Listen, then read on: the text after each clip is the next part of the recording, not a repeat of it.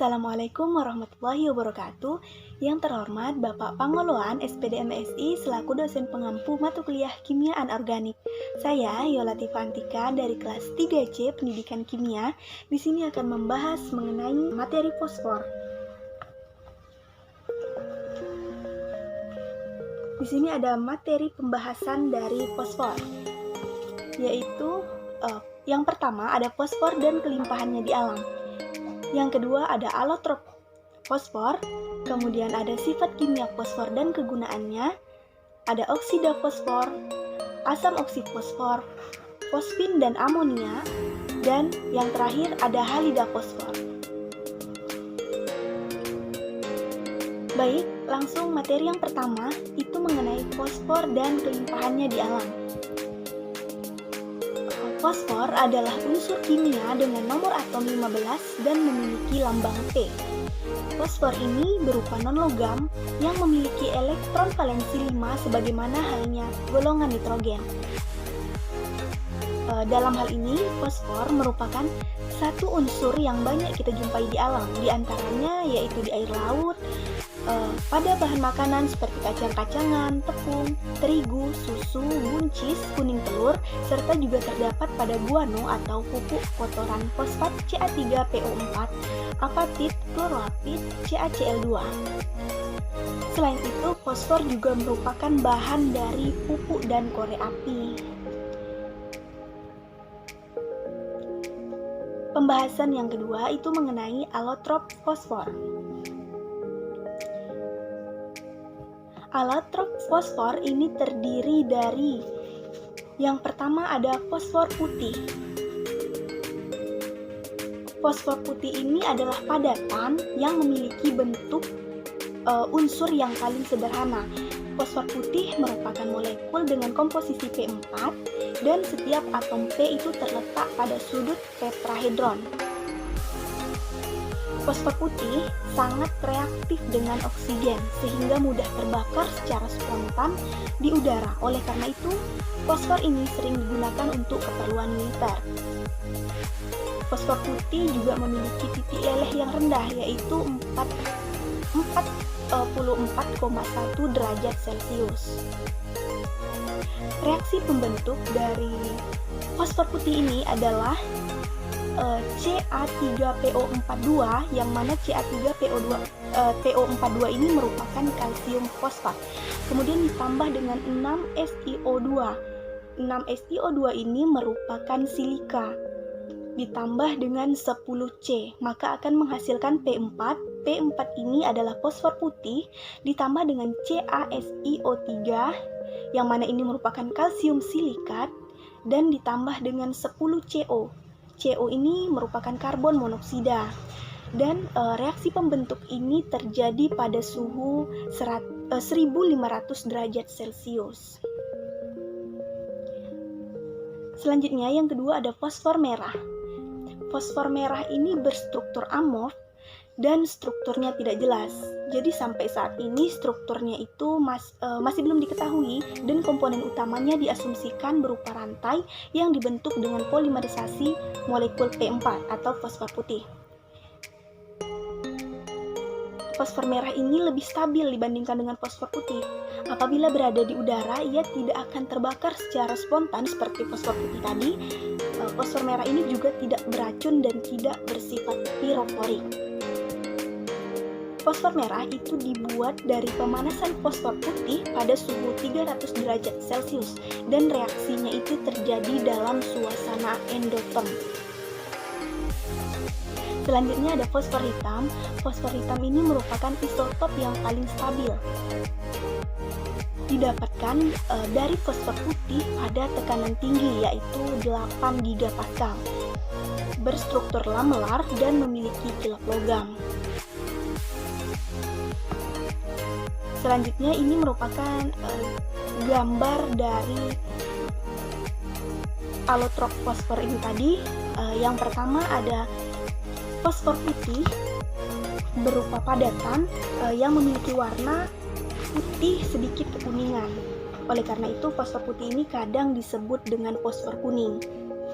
Kemudian gambar yang kedua ini merupakan gambar dari fosfor merah, di mana bentuknya seperti bubuk yang memiliki warna merah. Selanjutnya yang ketiga ini merupakan fosfor hitam. Fosfor hitam ini teksturnya itu agak sedikit lebih kasar dibandingkan dengan fosfor merah, dan biasanya fosfor hitam ini disebut juga dengan fosfor ungu. Selanjutnya ada sifat kimia fosfor dan kegunaannya. Yang pertama, sifat kimia fosfor itu yang pertama ada reaksi fosfor dengan air. Jadi dalam proses semiluminescence, fosfor putih itu bersinar dalam gelap saat terkena udara lembab. Reaksi fosfor dengan udara, fosfor putih ini harus ditangani dengan hati-hati karena hal spontan akan terjadi apabila fosfor putih itu menyatu di udara pada suhu kamar, yang mana sifatnya itu mudah terbakar apabila bereaksi dengan udara. Selanjutnya ada reaksi fosfor dengan halogen. Fosfor putih atau P4 itu bereaksi keras dengan semua halogen di temperatur ruang untuk membentuk fosfor trihalida. Dan sifat kimia yang terakhir yaitu reaksi fosfor dengan asam. Fosfor ini tidak akan bereaksi dengan larutan asam non-oksidasi. Selanjutnya, kegunaan fosfor. Beberapa tahun terakhir ini, asam fosfat yang mengandung 70% sampai 75% P2O5 itu tergolong ke dalam bahan yang penting untuk pertanian dan produksi tani lainnya. Selain itu, fosfor digunakan dalam memproduksi perunggu fosfor dan juga baja. Dalam hal ini, kegunaan fosfor yang terpenting yaitu dalam pembuatan pupuk, sebagai pembuatan kembang api juga, sebagai pembuatan korek api, pestisida, dan sebagai bahan deterjen dan odol. Serta fosfor ini juga digunakan untuk membuat lampu pendar. Baik, pembahasan yang keempat yaitu mengenai oksida fosfor, di mana oksida fosfor ini terdiri dari yang pertama ada fosfor pentaoksida. Jadi fosfor pentaoksida ini rumus strukturnya adalah P4O10. Senyawa ini sangat reaktif pada air sehingga dapat digunakan sebagai bahan pengering. Tidak hanya sebagai bisikan, tetapi juga merupakan bahan dehidrasi yang kuat. Reaksi pembentuk dari fosfor pentaoksida ini adalah P4, di mana P4 ini merupakan fosfor putih ditambah dengan 5O2. O2 ini adalah oksigen, maka menghasilkan P4O10. Dan P410 inilah yang merupakan rumus struktur dari fosfor pentaoksida tadi. Berikut merupakan struktur dari fosfor pentaoksida, di mana atom P-nya atau atom fosfornya itu ada 4 dan mengikat 10 atom oksigen. Selanjutnya yang kedua ada fosfor trioksida dengan rumus struktur P4O6. Fosfor trioksida ini adalah oksida molekular dan struktur tetrahedralnya dihasilkan dengan cara penghilangan atom oksigen terminal dari fosfor pentaoksida. Senyawa ini dihasilkan apabila fosfor putih dioksidasi dengan oksigen terbatas dan pada suhu yang rendah. Reaksi pembentuk dari fosfor trioksida ini adalah P4, di mana P4 ini merupakan fosfor putih ditambah dengan 3O2. Oksigen itu akan menghasilkan P4O6. Ini merupakan rumus struktur dari fosfor trioksida.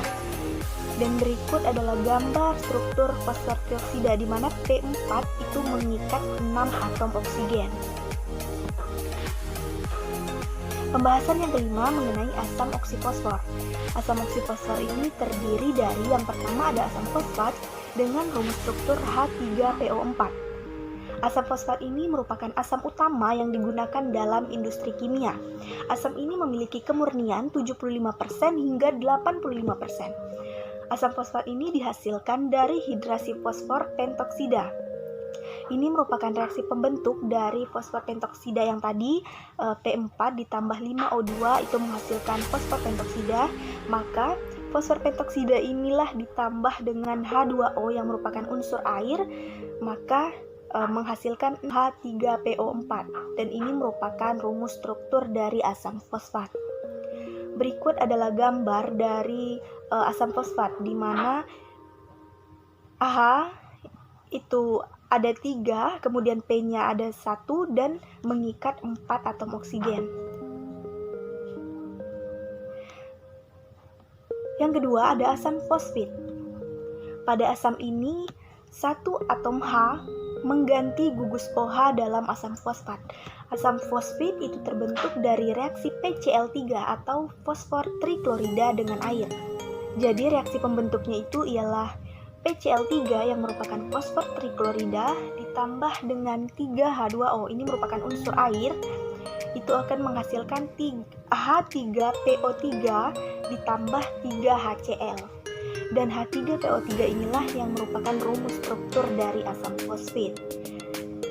Berikut adalah gambar dari asam fosfit, di mana atom hidrogennya itu ada sebanyak 3, kemudian fosfornya itu 1 atom P, dan mengikat 3 atom O atau oksigen.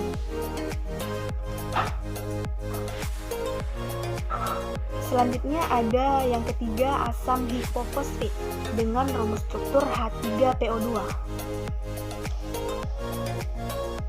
2 gugus OH asam fosfat yang ini diganti dengan atom H, sementara 1 gugus OH sisanya yang membuat asam ini berbasa 1. Dan karena hanya memiliki 1 gugus OH, maka efek induksinya itu cukup efektif. Dan asam hipofosfit ini jauh lebih polar dan lebih mudah untuk melepaskan ion H+. Berikut adalah gambar struktur dari asam hipofosfit, di mana atom H-nya itu ada 3, kemudian atom P-nya 1 dan atom oksigennya itu ada 2. Selanjutnya pembahasan yang keenam itu adalah mengenai fosfin. Fosfin ini adalah nama kimia dari fosforus hidrida atau hidrogen fosfida yang formulasi kimianya yaitu pH3. Gas fosfin ini murni, tidak berbau dan tidak berwarna. Fosfin juga merupakan gas beracun yang mudah menyala di udara. Struktur fosfin itu berbentuk piramida segitiga dengan sudut ikatan HPH-nya itu adalah 93 derajat Celcius. Titik didih dari fosfin ini adalah 280,5 derajat Celcius. Berikut adalah gambar dari struktur fosfin, di mana atom fosfor itu mengikat 3 atom hidrogen. Jika kita bandingkan dengan amonia ini merupakan gas dan berbau tajam. Strukturnya itu sama dengan fosfin, yaitu berbentuk piramida segitiga. Tetapi sudut ikatan HNH ini 107 derajat Celcius, beda dengan fosfin tadi. Dan titik didihnya itu lebih tinggi dibandingkan fosfin, di mana titik didih dari amonia ini adalah 33,34 derajat Celcius. Berikut adalah gambar struktur dari amonia, di mana atom N atau nitrogen itu mengikat 3 atom H. Materi selanjutnya yaitu mengenai halida fosfor. Yang pertama ada fosfor trifluorida dengan rumus struktur PF3. Fosfor ini adalah gas yang tidak berwarna, tidak berbau, dan sangat beracun. Titik didihnya itu mencapai 101,8 derajat Celcius, dan molekulnya itu berbentuk piramida segitiga. Berikut merupakan gambar dari fosfor trifluorida, di mana atom fosfor mengikat 3 atom fluor. Kemudian yang kedua ada fosfor triklorida dengan rumus struktur PCl3. Fosfor triklorida ini adalah senyawa kimia yang tersusun dari atom P dan Cl. Senyawa ini bersifat cair, tidak berwarna, dan beracun. Berikut adalah gambar dari fosfor triklorida, di mana atom P atau fosfor itu mengikat 3 atom Cl. Selanjutnya ada fosfor pentafluorida dengan rumus struktur PF5. Fosfor pentafluorida ini adalah asam Lewis yang kuat dan membentuk kompleks stabil dengan amina dan eter. Ion heksafluoridofosfat itu dibuat dalam larutan berair dengan mereaksikan H3PO4, di mana H3PO4 ini merupakan asam fosfat dengan HF pekat. Berikut adalah struktur dari fosfor pentaklorida di mana atom P atau fosfor mengikat 5 atom F.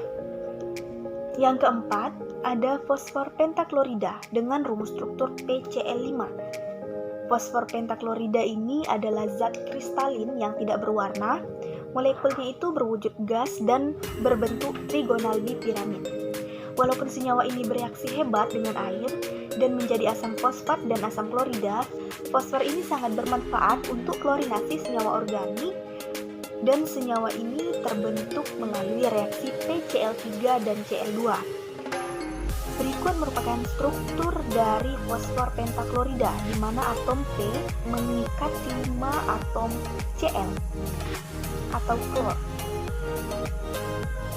Selanjutnya ada fosforil klorida dengan rumus struktur POCl3.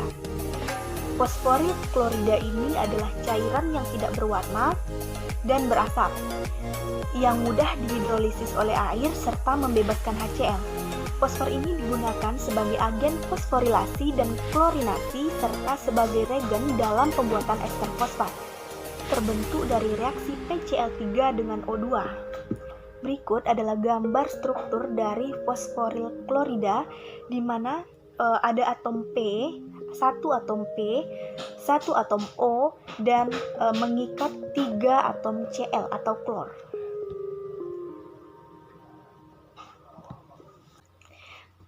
Baiklah, sekian pembahasan saya mengenai materi fosfor. Semoga bermanfaat. Saya akhiri. Wassalamualaikum warahmatullahi wabarakatuh.